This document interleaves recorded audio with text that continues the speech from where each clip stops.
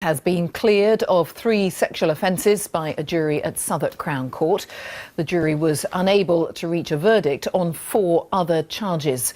Our correspondent Dan Johnson has been following the case.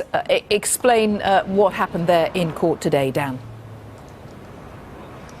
Well, after deliberating for more than 26 hours over the course of virtually a week, considering these claims and the evidence against Rolf Harris, the jury today stunned many people who've been involved with this trial by telling the judge that they had found Rolf Harris not guilty on 3 of the charges and that they couldn't reach a decision, that they couldn't decide whether he was guilty or not on the remaining 4 counts. So just to go through those not guilty counts, there was a claim that Rolf Harris had assaulted a girl who approached him for an autograph in the 1970s. There was an allegation that he'd pushed a woman up against a wall and touched her at a party after a TV show recording, and also a complaint of assault from a woman who is blind and disabled. All of these, the jury decided, did not take place, or they could not be sure that those offences had taken place, and that is why they have returned not guilty verdicts in those cases. Now, Rolf Harris didn't give evidence in his own defence. Indeed, he hasn't even been in court for much of this trial. He was given special permission to appear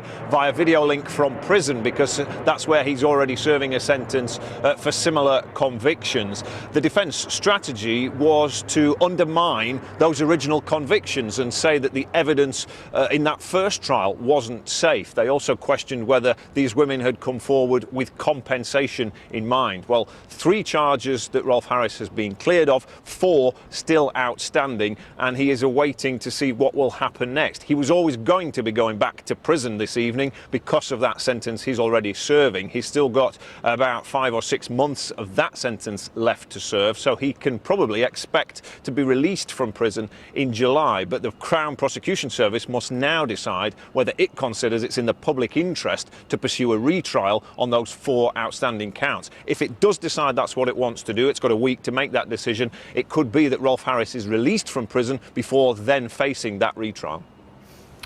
Dan, thank you for now. Dan Johnson there at Southwark Crown Court.